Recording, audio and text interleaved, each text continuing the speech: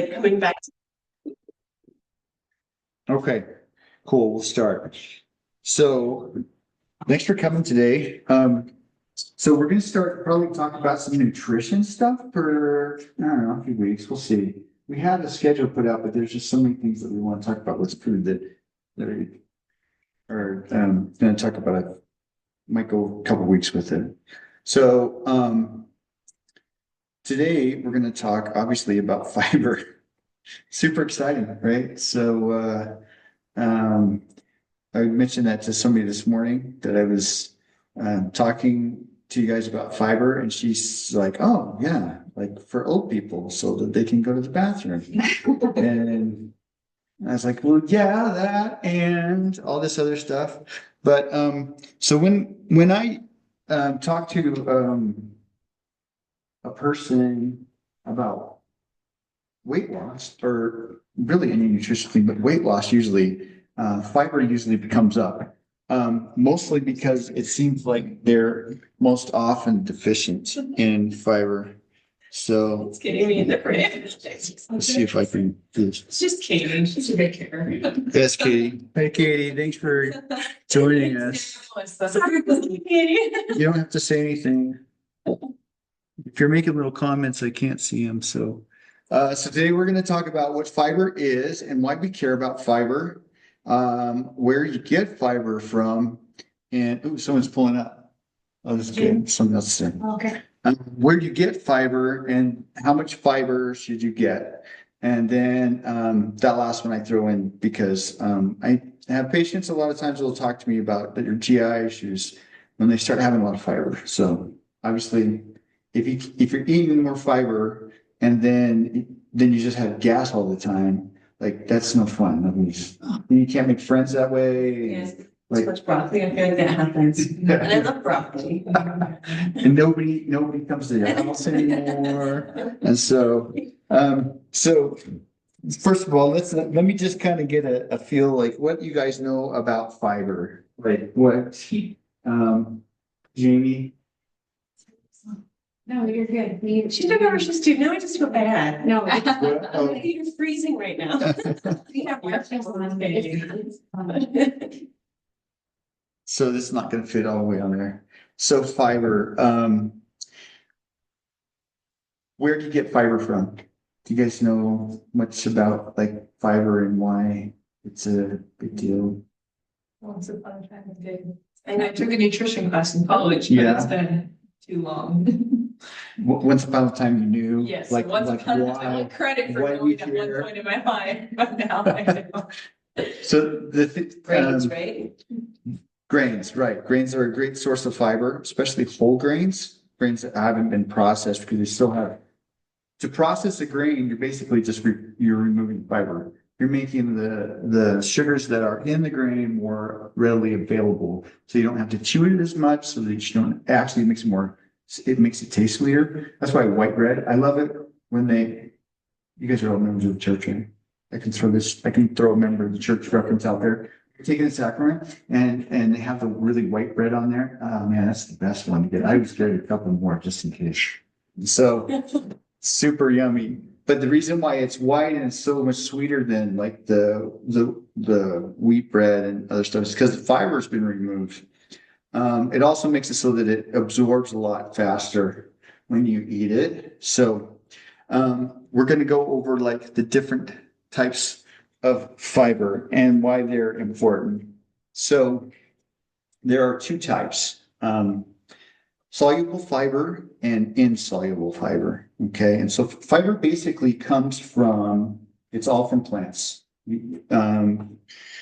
It's the only place to get fiber because mostly what fiber is the cellular walls in a plant. Like if you were to think about a piece of spinach. Are you about to say something? Yeah, it's okay. I was just thinking like, like what you learn in biology, like 8th grade biology, like there's animal cells and there's plant cells. And animal cells are like just a little with like a cellular membrane, and plant cells have a thicker like cell wall. That's a really good point because so that means like stuff that you eat, like meat and animal cells and stuff like that, like those absorb very easily. proteins like that, animal proteins, they absorb very easily. And they're absorbed very early on, and broken down in the digestion system very early on. But if you think about the calories from plants, like all these cool plants that we have here on the screen, your body has to break through that cell wall in order to get inside to the calories and the nutrients on the inside. And that cell wall is made up of a bunch of things. It's got, and I mean, Audrey remembers all of these names of the pectins, cellulose, and all this. I don't remember them, but they are the remnants of the cell wall and other parts of it that are not digestible. And so, and it makes it hard for your digestion to even access it. I say hard, but actually what I mean is it just delays it longer. It makes it so that like it's going to go through your digestion tract a lot longer before it accesses it. And your digestion tract is really geared towards receiving those bits of fiber because the microbiome and all the little bacteria and stuff in there and the bugs that live in there, they love fiber. Okay. So first of all, we have soluble fiber. It's called soluble because it dissolves in water. And because it does that, it has some properties that are really good for us. Like it turns into this like gelatinous blob that does a couple things. If you eat something like, let's say, a potato, a white potato, my favorite potato, and it's high starch, right? And so, but it's got a big, good sized russet potatoes, probably got about 6 grams of fiber in it. And so that fiber takes in that cell and it makes a little globule and it makes it so that those calories in that potato are going to make it a lot longer through my digestive system. Not to mention that it's got to break through the cell walls to get to those calories. Okay. So that's one thing, is it slows the absorption of those of calories. And we are better designed for slow absorption than we are for quick absorption. Okay. Another thing that it does when it makes this like globule thing is it makes like a sticky coating on the inside of the intestines. And so that sticky coating just makes it so, again, delayed absorption of those calories. And so it goes farther on down to the last part of the small intestine before it's absorbed and in the colon. That globule, sticky globule, is also what helps you lower your cholesterol. So you guys know that, yeah, see the thing on that Quaker Oats, like lowers your cholesterol, it's good for your heart health, stuff like that. The reason why it says that is because, so cholesterol is pretty cool. Let me make a little diagram here. So cholesterol, so here's your liver. It looks something like that, that's the liver. You have your gallbladder that releases bile salts. And then you're also, you're eating like fats, okay? So cholesterol comes in fats and bile salts, and it goes down into the intestinal tract. Well, as it goes through the small intestines, actually, maybe I have a picture of this. Yeah, I do. As it goes through the small intestines, at the end, if these bile salts and these fats or the cholesterol has not been absorbed or has not been bound to anything, it will get reabsorbed back into the bloodstream and go back to the liver. The only way to lower this is to bind it with soluble fiber. So if you don't have any soluble fiber in there, then all the fats that you eat are getting reabsorbed back up into the liver, and you're going to make more and more of these, bile salts. So that's cholesterol. So when you guys go to the doctor and they're measuring your cholesterol, that's what they're looking at, because that also means that cholesterol needs to go somewhere. Usually it starts at the liver and it gets deposited around the cells there, and then it gets deposited around the this big fatty omentum that's hanging on there, and then it gets deposited in the tissue, in the muscles, and then in the subcutaneous tissues. And then the last place that it gets deposited is around the arteries. So if you have continuously high cholesterol, that's why we care about that when it comes to heart disease, because it means you've got all this fat that's been tucked around the arteries for years and years and years that's gone nowhere. Okay. The only way to bring that down is to consume soluble fiber, because that means that the fat will come in and bind to this little globule thing, and then you just excrete it or poop it out. Nice measure case. So that's how you lower your cholesterol, which is a pretty cool mechanism, actually. So, and then lastly, soluble fiber also breaks down into short chain fatty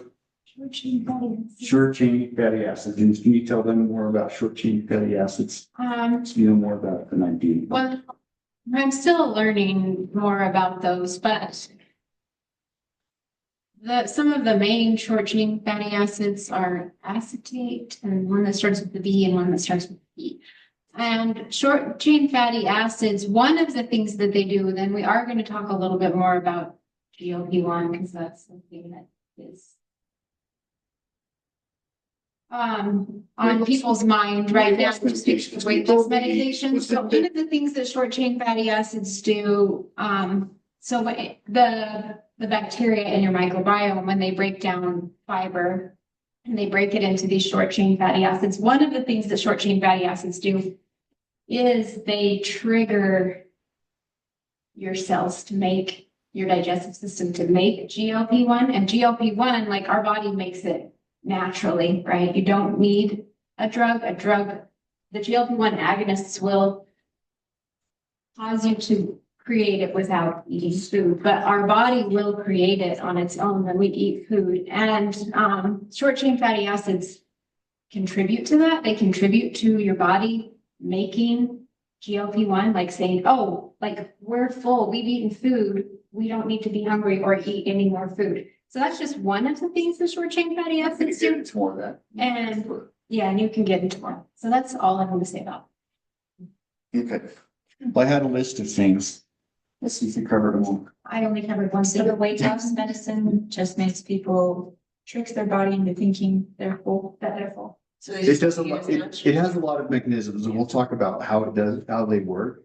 But it is triggering your body to make more GLP-1 is what it does. The category of medication is GLP-1 agonist, which means it triggers those cells to make more of this hormone.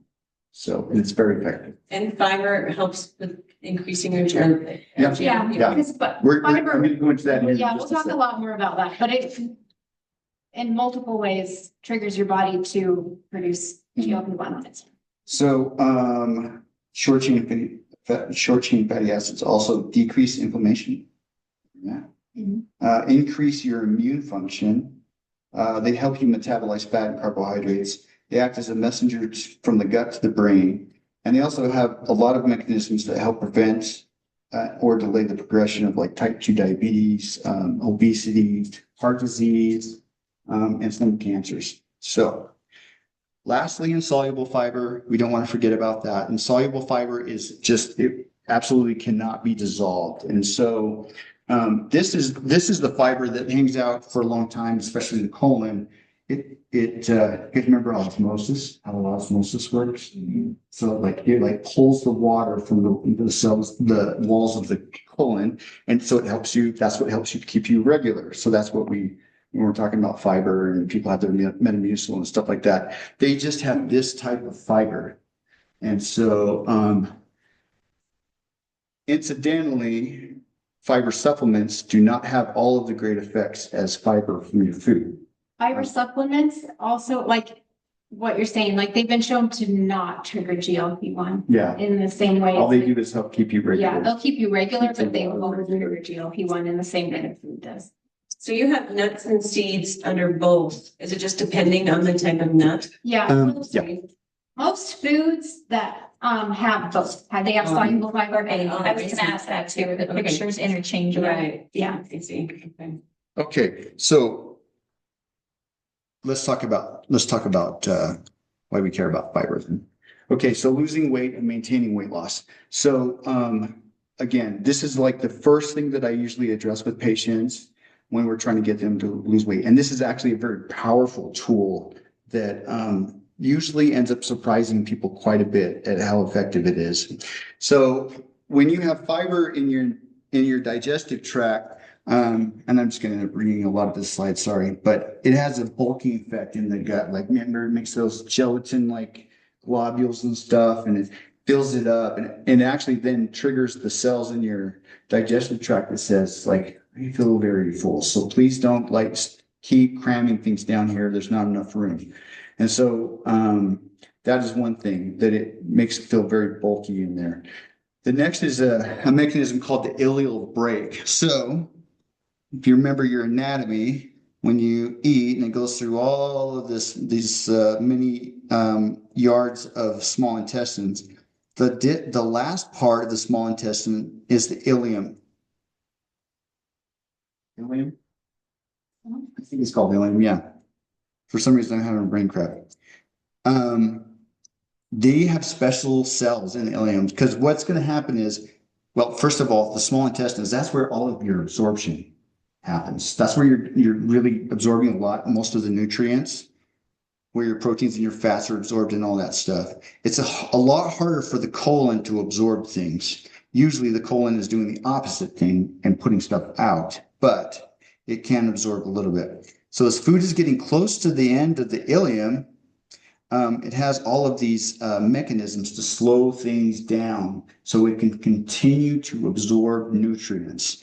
And it is fiber that triggers these cells to slow things down.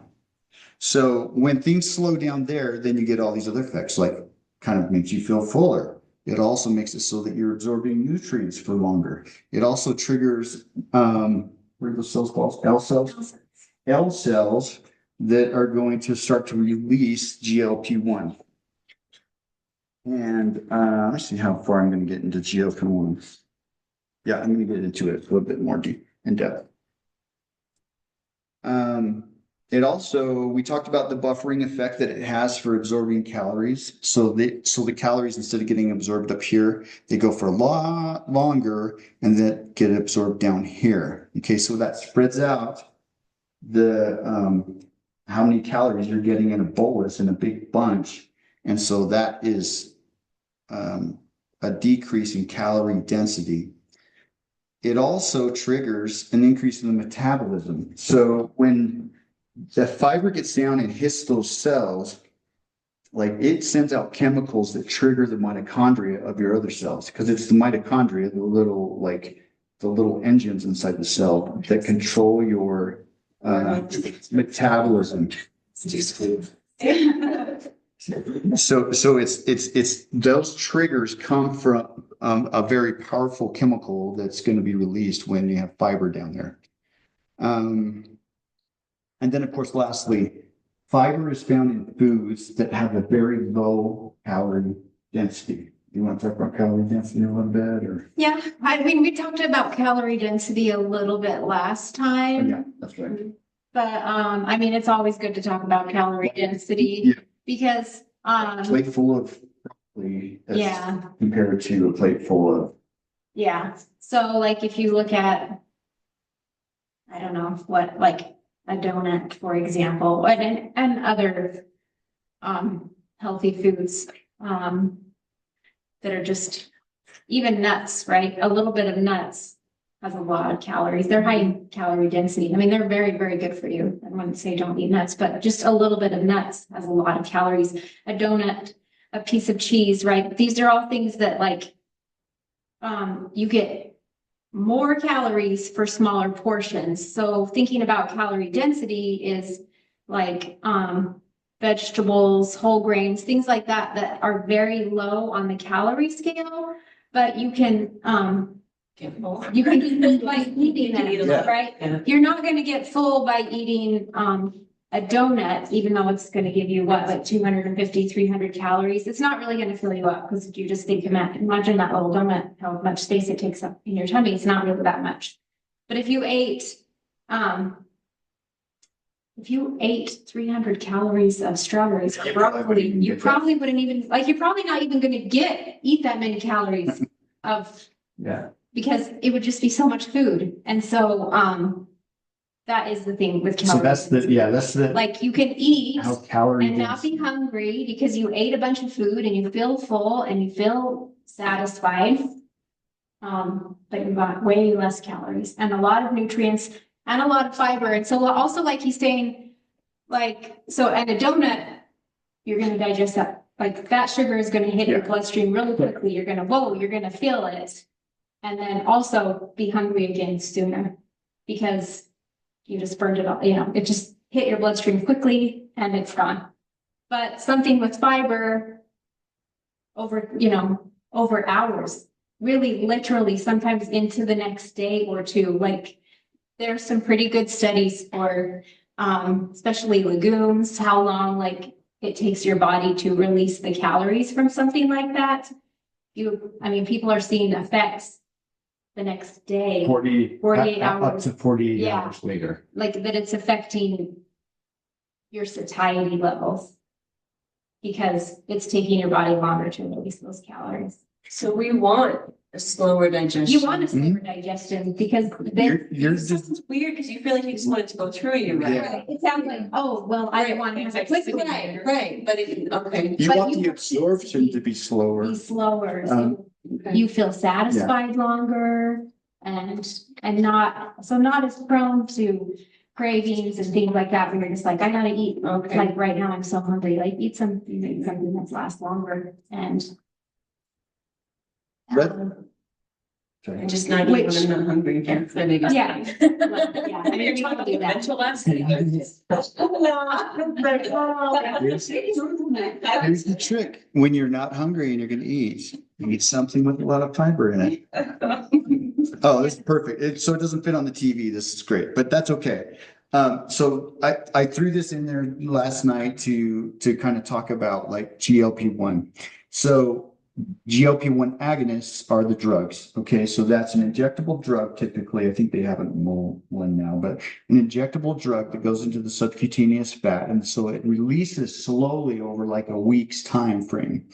Okay, and so what that does is it goes down to the intestines and it tells those cells release GLP-1, release GLP-1, release GLP-1. And we talked about how you can get that natural release. Now, understand, food is not as strong and like buffering as like the drug is going to be. Okay, but that's also the reason why a lot of people really have side effects like crazy with these drugs.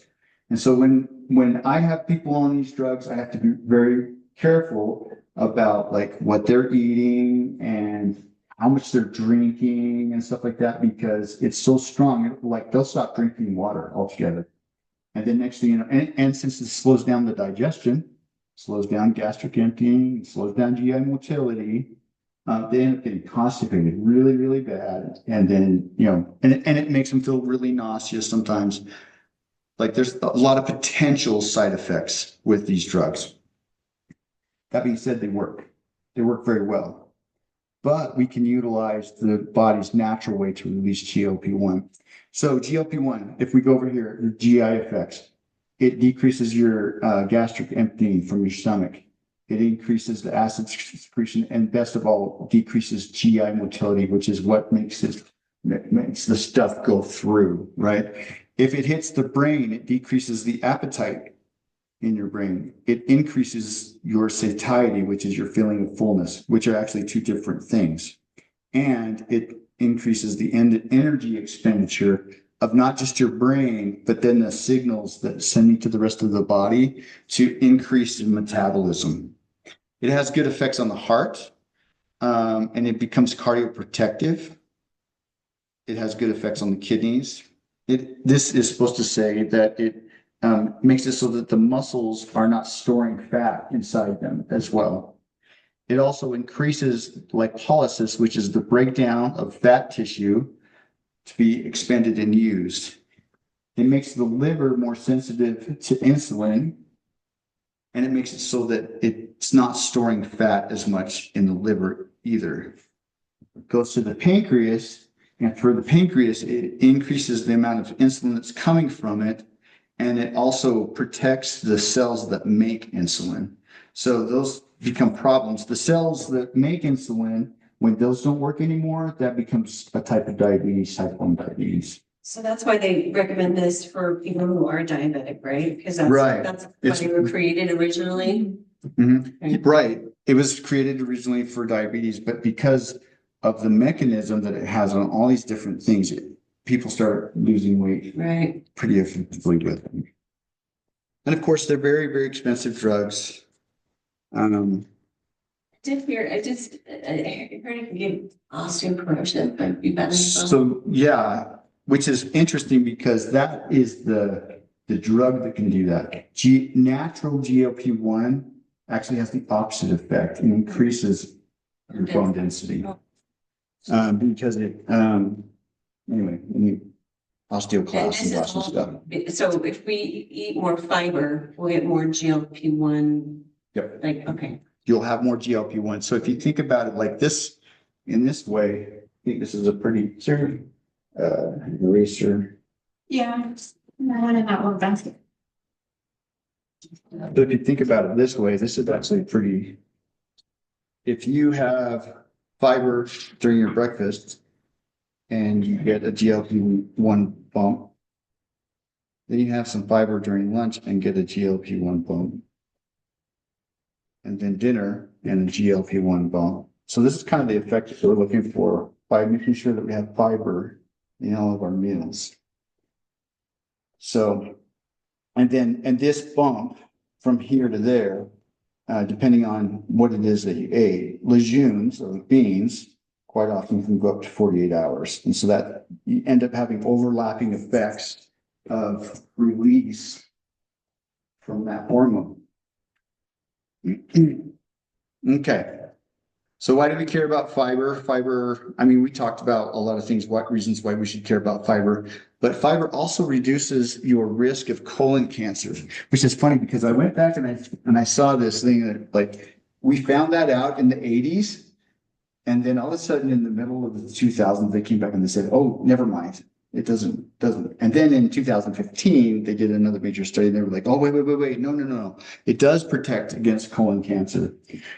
So, what was my point with that? Anyway. Oh, yeah, this. Okay. I wanted to read you guys this. In 2023, there was an estimated 150,000 new cases of colorectal cancer in the United States. 1 in 24 men and 1 in 26 women were getting colon cancer in 2023. That's a pretty high rate of cancer. Death from colon cancer depends on the stage it's in, but the average death rate is around 45%. So 45% of people that receive a diagnosis of colon cancer are probably going to pass away within 5 years. In 2023, 52,550 people died from colon cancer. So we know that fiber is protective against colon cancer. Perhaps it's incidental that we have such high rates of colon cancer, especially over the last 20 years. And the American diet, currently less than 10% of Americans get the recommended fiber. Even just the recommended fiber, which Just the is pretty recommended, low. which is actually pretty low. So roughly it's around 30. It's different actually for like women. I think we're going to go over that here in a second. But less than 10% are getting that. And I think that it was like most people get less than 5 grams of fiber per day in the United States. Okay, so that might explain. I mean, it's a very good reason that maybe colon cancer rates are going up so fast. Diabetes now. And obese and Yeah. that's all of it. It's protective against breast cancer. It's protective against diabetes and obesity, which go hand in hand, and also heart disease, which go hand in hand with that. Okay. And there's some studies that says that fiber may also help ward off stroke. Okay, where do you get fiber? Now we're going to get into some fun stuff. Okay. So as far as, do you have the handout? Yes.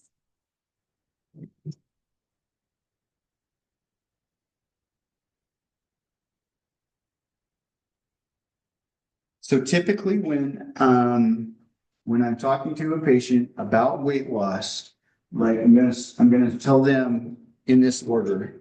And they're like, well, how do I get more fiber in my diet? Should I just eat a bunch of whole wheat bread? And tell them, do that. So first, With dark chocolate, Steve, it's medical. That's what I'm talking about. That's what I'm talking about.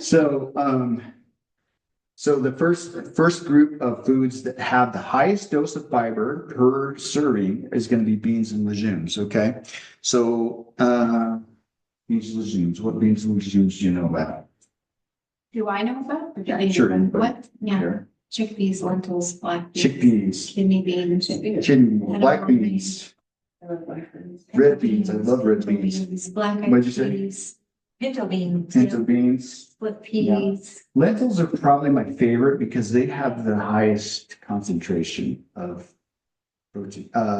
Actually, they have the highest concentration of fiber and protein. And it turns out that the foods that have the highest fiber in them have a high degree of protein as well. And so, like this morning, I was just talking to a lady who's in her 60s, and she was so concerned about she's taking whey protein and drinking a bunch of milk, and she's eating like tons of meat, and she's so concerned about protein. And so when we kind of like transition some of these and say, okay, but have a serving of beans once a day, because she's like, well, I'm not sure if I'm going to be able to get my protein shake in if I do this. It's okay.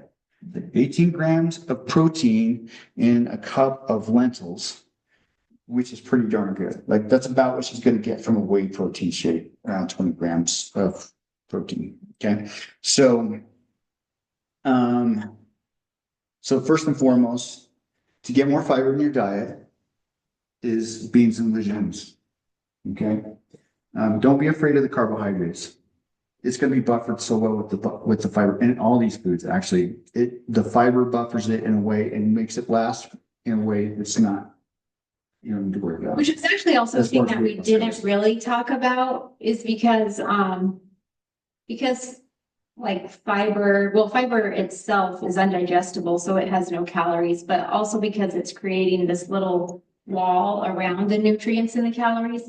You're not even actually absorbing all the calories in a high fiber food. And the pretty magical thing about it as well, if you're getting a lot of fiber in your diet and you have all this soluble and insoluble fiber making its way through your gut, then let's say that you do eat something like a donut or whatever that has no fiber and very high calories, right? Which is not The an excuse for lucky Jeff to thing- eat a donut. Right. The lucky thing is though, that on a high fiber diet, you'll end up absorbing less of those donut calories because they're traveling along on the same the journey, fiber. so they get carried out. And so, I mean, that doesn't mean like eat beans and a donut every day necessarily, but that means that One and the beans. it is kind of a nice bonus, right? But like, if you're overall like eating a healthy diet with a lot of fiber, then you don't really need to feel super terrible if you want to have a donut or whatever is your treatment. Once in a Like, while. Once in a while, Jeff. Yeah, because it's kind of a bonus that fiber does. for Yeah, you. it has a lot of really great lasting effects. So beans and legumes, and I usually start off people with at least 3 servings a week. It depends on how many they've already been having. Like if they're like, oh, I love, every once in a while I'll talk to them and they're like, I love lentils. I love them. And I'll eat them every day. And I said, and you just eat them every day then. Have a cup of lentils every day. And I have another lady that she'll take a cup of beans, usually white beans, and she'll put it in her shake in the morning. Which is like, well, it sounds kind of gross. But she said it makes it all creamy and nice and stuff. But that's how she gets her serving of beans. I'm not sure if I would actually recommend that way because I'm not sure about blending. So the grams on here, it says, there's two sets. Is that both fiber or is one protein and fiber? Just all of them, it says 8 grams and then 6.5 grams. Oh, I think because It's just- it's different measurements. So like if you're eating a cup Oh. of lentils, it's 15.6 But if it's- grams of fiber. oh, I If see. you're eating 100 Okay. grams of lentils. So it's still just fiber. Yeah, it's Okay. still just fiber. It's Okay. just in different measurements. I don't understand it. Yeah, I was looking at that too yesterday and was like, what is this? But yeah, I think that's what it's like. So, I thought it was protein. Okay. so number 2 group, and this isn't necessarily in order of like the next highest concentration fiber. It's more so in like what's going to be best for you. And that's going to be vegetables, specifically green leafy vegetables. It's going to have a high degree of fiber as well as nutrients. And so if one thing you walk away from today is remembering beans and greens, like my job's done. Like you just made a huge leap there by making sure that you got beans and greens every day. Okay. So green leafy vegetables. And I think when I sit down with you guys, because it's tomorrow, we're doing that. Like I'm going to probably write something out specific. I think mine's Thursday. It's tomorrow. Is it? Say Wednesday. Thank you. I don't know. Like, oh, no, you're right. You're right. It's not tomorrow, it's Thursday. Like weird. So, okay, so, vegetables second, and then whole grains. So whole grains, I mean, hit us with the whole grain ones. I'm gonna go with the easy stuff. I'm gonna say oatmeal and brown rice, and then after that, I just like, well, Well, I mean quinoa, and Quinoa. some people know about millet and farro and barley. Oh, and I was learning some really awesome stuff about barley today. Barley is really, really good for you. But, There's like more rice. Wild rice, fit in there. yeah, wild rice is Yep. good. Yeah, that's definitely. Corn? Yeah, even corn, like, What Yeah, about? like- there was a lady that White started rice? Duchenne White and rice corn is for like 2 terrible. years. this is not terrible. I mean, it doesn't have, they've taken out the fiber, Yeah, okay. but it's not terrible for you. Like, I mean, if white rice is the only way that you could get beans, for example, like if you're Oh, like, beans I and like to rice. eat beans and rice, but I Yeah. don't want to do it with brown rice, then go for the white rice. That's something that I do. Cause that's what that's what he does. Like, I I'll don't put like beans, I'll just have white rice. I just brown put rice, but yeah, but it doesn't have any white rice. But the thing is- Rice and beans. Yeah, My husband's searching for something he's glad I need. yeah, yeah. It's a thing. But getting my kids to eat them. And then the last category is fruits. Okay, so you're gonna get quite a few grams of fiber with fruits and specifically berries, because berries have a high nutrition content. I think so, like a cup of blueberries, I can remember off the top of my head, has 4 grams of fiber. A banana has 3 to 4 grams of fiber, depending on the size of the banana. Fruits is the last one. So beans, vegetables, whole grains, fruits. Now you also get fiber from nuts and seeds. Again, a really high concentration of protein with that. And those also have a high concentration of fat, but it's not saturated. Well, never mind, I take that It's like back. avocados. I love avocados, but they're so high in calorie and fat. Like, so I'm like, is it worth eating the avocado? Yes. But then I hear they're so good for you. Yes, I would say yes. Eat the avocado. I don't know how much fiber is in the I avocado. don't know, and it might be. Isn't it right here? It's on here, it's 10 grams in a cup, and you're probably not gonna eat a whole cup. Yeah, it's gonna be very filling. Avocado anyway, so, I mean, avocados are really, really good for you. I do hear people from time That's to not- time who, Sorry, just keep talking. who, if they're people that are really trying to lose weight or like they reached a plateau or something like that, and maybe they're eating a really healthy diet with a lot of fiber and a lot of vegetables. Yeah. One thing that sometimes they might do is cut out the nuts and avocados just temporarily Yeah. because They're so high in calories and fat that like. Oils for sure. Pass. Back off of oils if they get into that point. Yeah, I mean, I'm not there. I'm. We're working on that plateau. Yeah, it takes it, Slide. but this is. Again, it's not fitting all on the TV, but this is how much fiber should I get? Okay, so the USDA says that 25 grams of fiber per women, 38 grams of fiber for men, which is to me a big difference. The World Health Organization says 25 grams of naturally occurring fiber, and since they're the World Health Organization, they spell fiber FIBRE, which I thought was cool. Fancy. The Physicians Committee for Responsible Medicine says 40 grams of fiber per day. Okay. The American Institute of Cancer Research says at least 30 grams.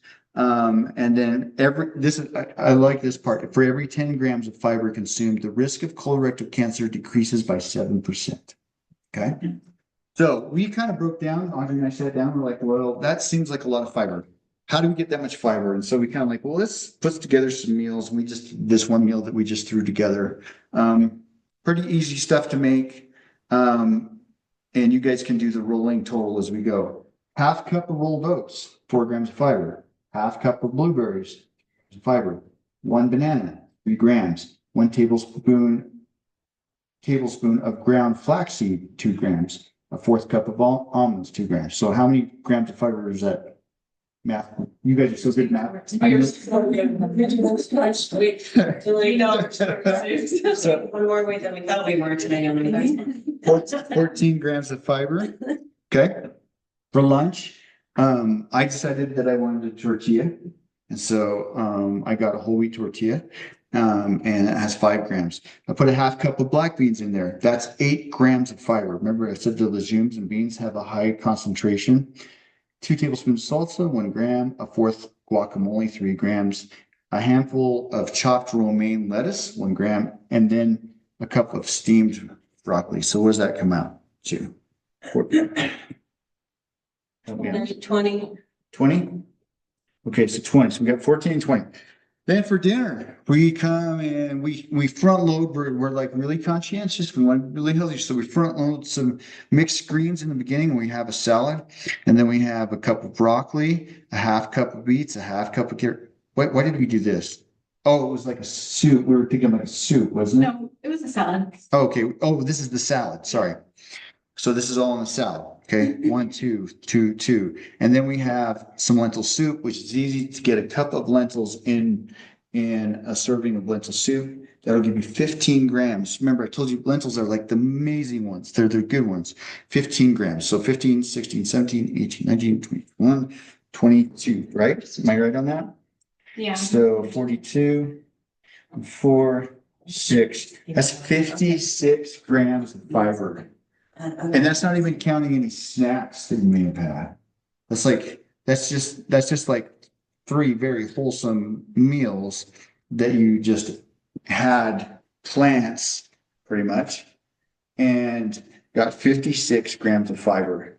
Far exceeding this recommendation, which is a very high recommendation. And definitely, blowing these out of the water. Okay. So. Do you guys have beans every day? Right? So. Do you just like I heat actually, them up and like eat them out of if somebody's cans? like really hard charging to lose weight, I try to get them to have beans every day.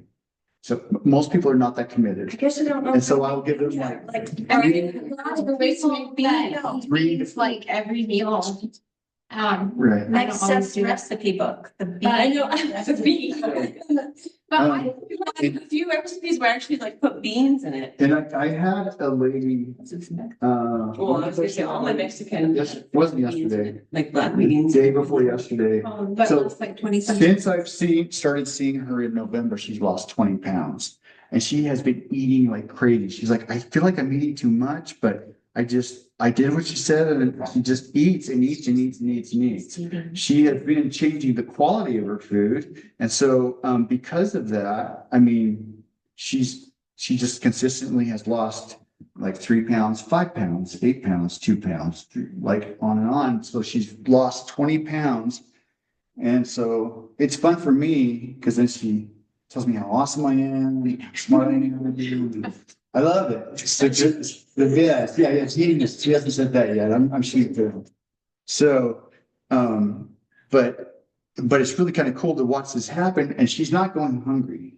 And that's the best part about it, is like she is eating food, real food. So, okay.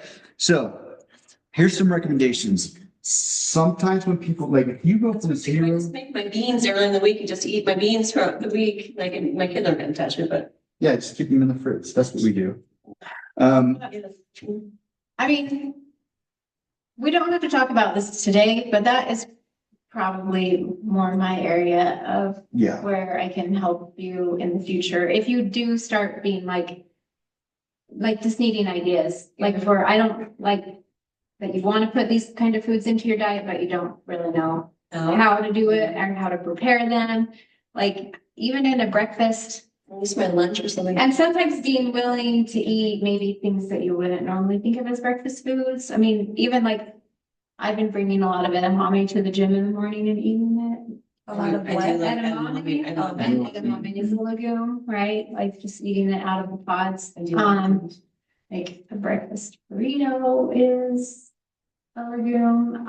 If you like tofu or tempeh and you know how to cook that, like that is a legume. They can be made into like a scramble or a breakfast burrito. there's a lot No, I of was gonna say, like, protein in it. I've never cooked it. I don't take it out of things, but I don't like take it out. Yeah. Anyway, continue. So if you are going from 0 fiber to 50 grams of 56 grams of fiber per day, you may end up having some GI issues. So, Oh, no. so first thing I mean, we have some first things here, but obviously like kind of taking it slow a little bit if you're not really used to it. It might Don't eat ben- 56 grams. yeah, might be beneficial. So like instead of having beans every day, usually what I end up starting is like, let's try it 3 times a week. Now let's go 5 times a week. Now let's go, because the truth is what's going to happen is your gut will adjust. It just takes some time because what you're doing is like you're feeding a whole bunch of bacteria, the microbiome in there, and you're changing it around and making it more healthy. And that takes some time for it to adjust, okay? Because now all of a sudden it's got all this stuff, this new stuff to feed on, and it will grow and get healthy. The first recommendation, aside from just like not diving head first, is drink plenty of water. Okay, that's going to help things move along. It's going to help things from getting backed up, and okay, drink a lot of water. I think that's pretty easy for everybody to take. You can eat smaller portions, especially if it's a particular food. So for a while there, I couldn't eat like white beans, like garbanzo beans, and what are those other white beans? Like Like baby beans. they just like made me feel so terrible. But over time that's gone away. I mean, it took a couple of years actually. I did not eat white beans. And if I was I mean, eating, I think it took a couple of years because you weren't actively trying to do it. You know, Right. like, Okay, that good was point. when it normally That's took, fair. like, a That's couple of fair. years. that's fair. Cooking foods that cause issues. I don't remember what that means. Oh, yeah. Well, like that, we just put Oh, that on there cooking. because maybe if you eat something and you find like raw veggies, you know, like some people like raw broccoli really disagrees with their tummy, but they can handle cooked broccoli or, you know, kale or cabbage or cauliflower, especially the cruciferous vegetable family. Sometimes those are hard on people's tummy, but they're so good for you. And so if you find like, oh, you can't really do them raw, then try them cooked and see if that makes a difference.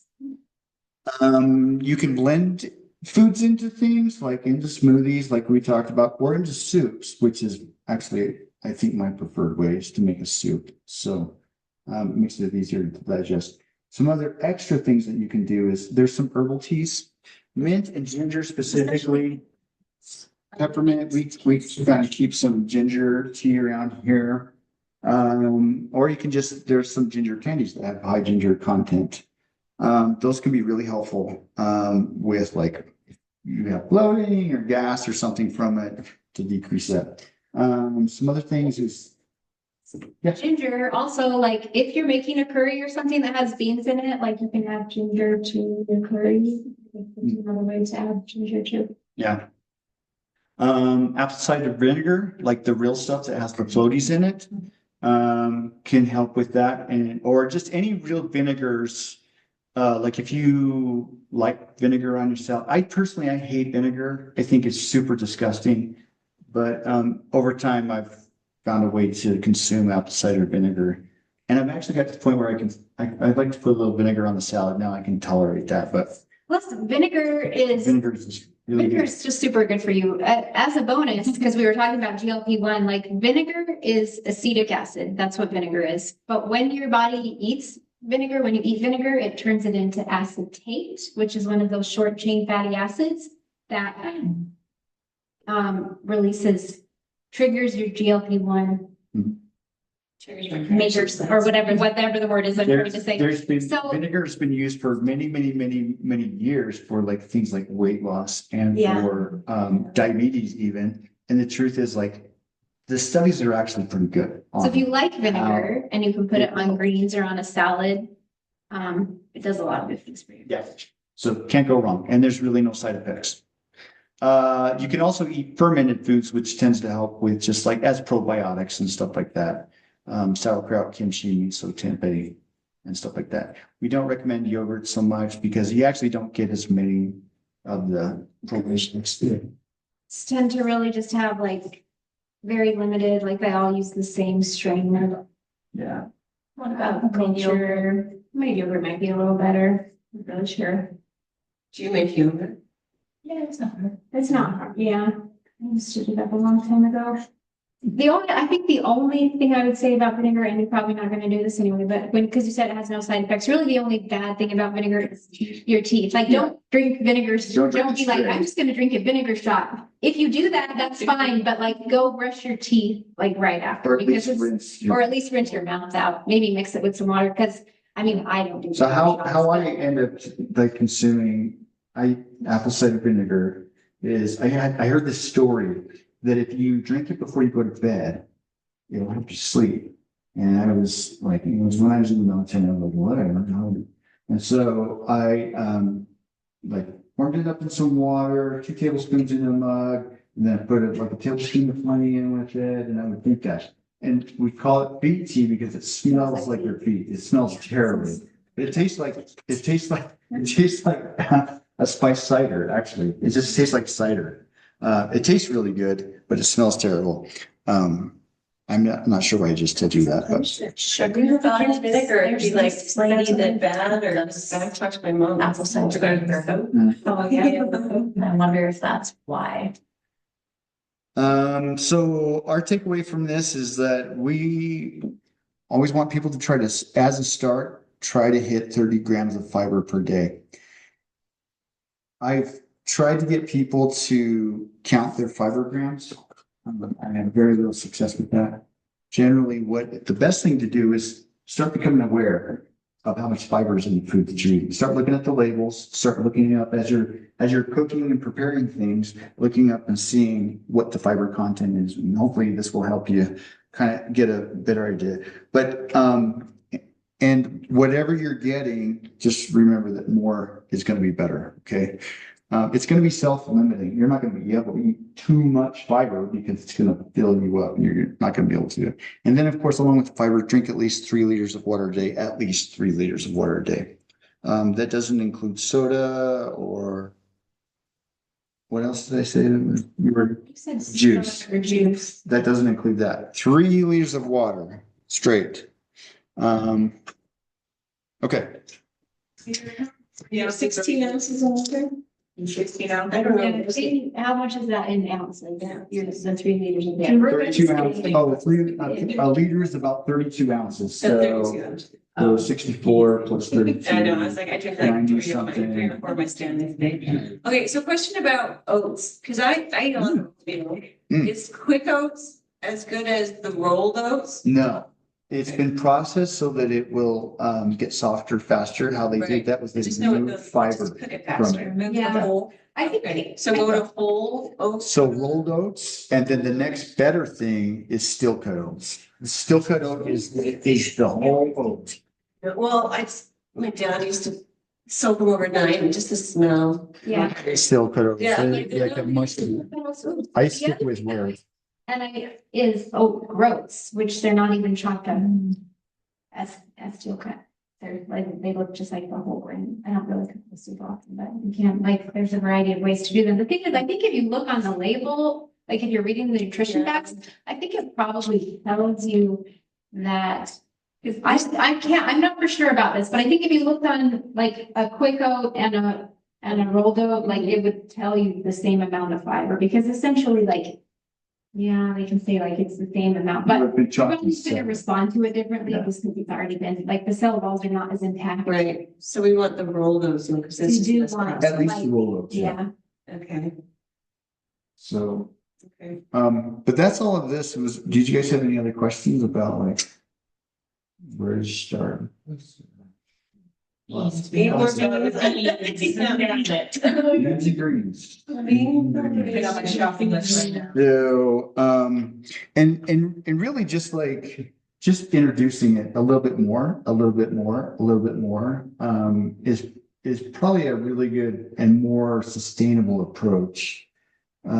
Because if you go and revamp and clean out your pantry and then like redo everything, in about a week, you're gonna be like, this sucks. I want to go back to my old life. And so just slow, just slow as you go, okay?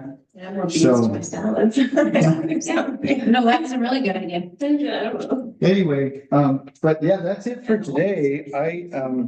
Thanks for coming. And and there are recipe books and things here, and I have more at home that I can bring that you're welcome to borrow and take home anytime. Anytime you're welcome to borrow them. You want to see them, or just So open. were you eating like this when you were cooking meals for families? Yeah. Too? That's how they grew up. That's how they grew up. Yeah. Mm. I complained. Yeah. I We really. And she had to fight against me because But we for a long I time I started was, when they were babies, like I didn't start until, I first started cooking like this when we were living in Texas, which means our oldest was like 11 or 12. Was probably when I first started, so like, and our youngest was 4, I guess, so between 4 and 12, but then since then, yeah. And that doesn't mean that's definitely not how they eat now. Our daughter does kind of, but like our sons don't really, but they love it. I mean, they are really nice. They always come home and they're like, I love your food, Mom, and they love to eat it, but it's not how they cook. Maybe someday when they have their own families. at least not. But none of our boys are married, so I think that's also part of it, because they're just like, we're just gonna go get a pizza. Yeah. And much peppers and pizza. You should go for those first. But I went through these things with like, so in the army, and I did what every other medical provider does. I got my dietary advice from the internet. And then I took that and tried to give that to my patients. And so, which it's silly, they don't educate us on nutrition. They don't do that. I think physicians, some medical schools are starting to give them like a short block of nutrition, but it's not always evidence-based nutrition. So then I came across, well, she had been eating just plant-based for that many years. And then when I came across like, so what is the scientific evidence? Like, what does the evidence show as opposed to these other studies that are like not good studies, number one, and they also have like very biased researchers because of where the money comes from. Like, where does the double-blind studies, the cohort studies, the really good studies, where does it say? And so, and that's how I ended up like, oh, you've been right this whole time. And realizing that it was actually through, that's how I got into lifestyle medicine, which is like a like the ultimate preventative medicine of disease. So that, I can prescribe drugs, I can treat cholesterol, I can, with drugs and all that stuff. But now I can talk about all the stuff to prevent it and even reverse it through lifestyle, which has been shown to be very effective. So that's kind of like what we've been. I don't know. That's for true. Are you both vegetarian? No, actually, so, He's not. I mean, I still mostly eat, mostly, I would say I just eat meat and stuff sparingly. I just leave it at that. So, And that would be mostly like, Meatless humans. if we're going out to eat or if we're at someone's house, maybe you would, because we don't ever have it at home, because I don't. yeah, Chicken or something. try to, what ends up happening is I try to eat the good stuff first, then usually like, What is millet? Millet is, You can get it at Winco, right? what are you doing? you know, the What is little, it? Like a it's a little powder? tiny round, no, it's a little grain, I'll bring it, I still need to bring you some nutritional yeast to show you, I'll bring like a show and tell of different foods. Because I also have some millet, and millet you can eat, you can sprinkle on a salad and even eat it raw, because it's kind of soft, you can crunch it and you can. You can pop sorghum, anyway, it's a grain, it's a little grain. A little grain. Actually, and I made you guys some sandwiches, if you want, you can have a sandwich by the hand. I won't. So sweet. But I think, if you've ever had, Ezekiel bread, and there's sometimes like little round things in it that are kind of crunchy, that's usually.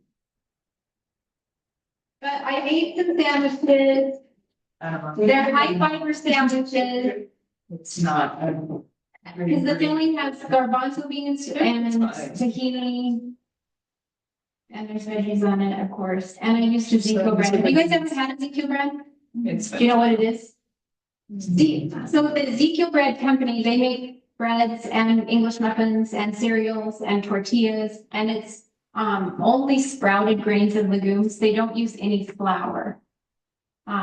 So that was another thing I mentioned last week, is that like whole grain flour, whole grain pancakes, whatever, like using whole wheat flour is good. It has more fiber in it. But again, if you're like really being strict about trying to lose weight, then that is another thing that maybe you want to forego for a little bit, is flours, because they're so processed.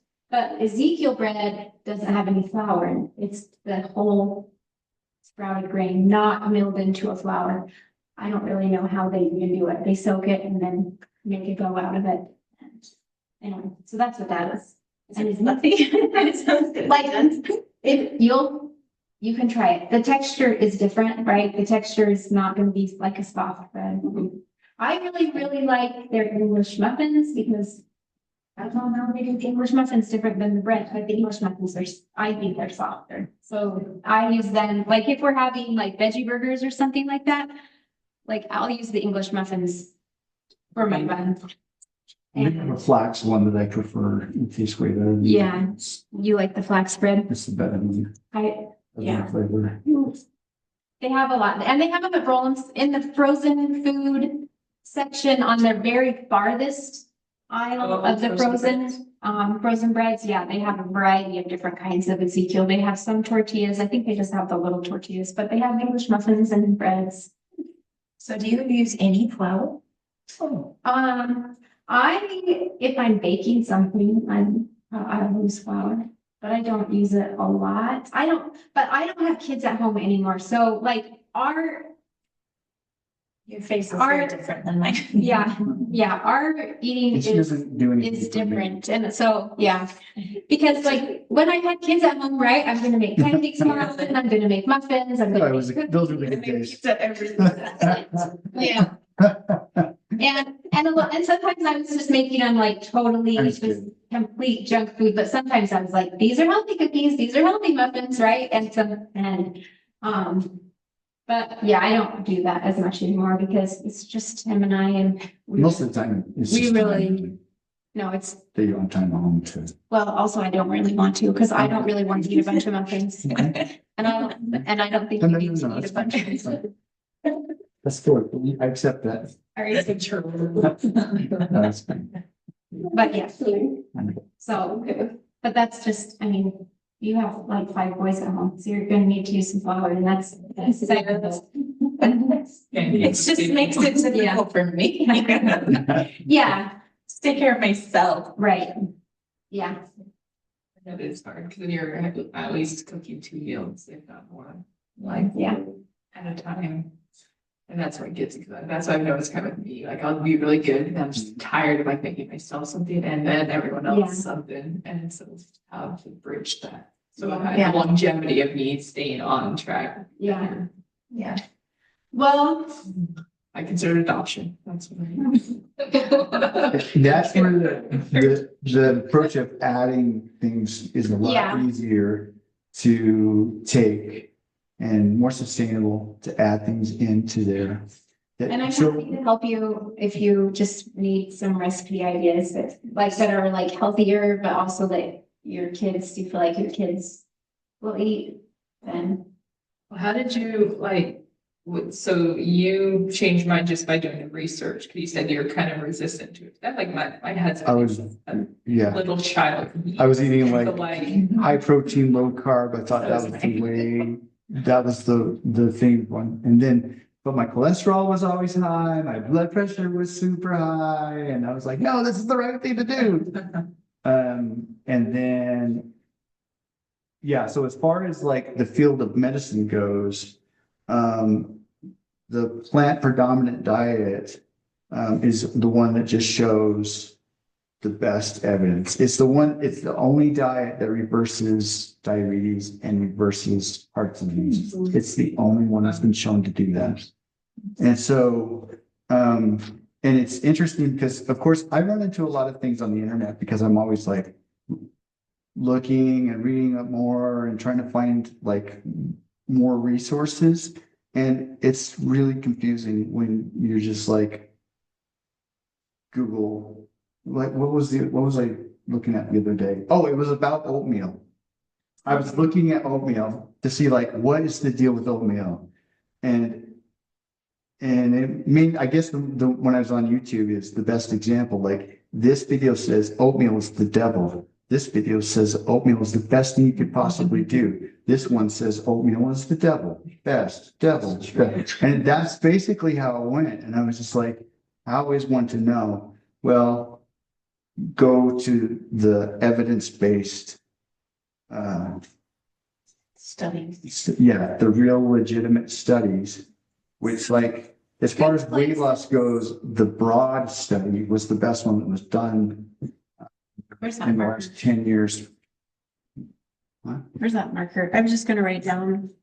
Here, Like, if you feel like it's something that you're like, I want to learn more about this thing and you want to just go to a website or something. I'm gonna go ahead and stop. Nutritionfacts.org is a really, really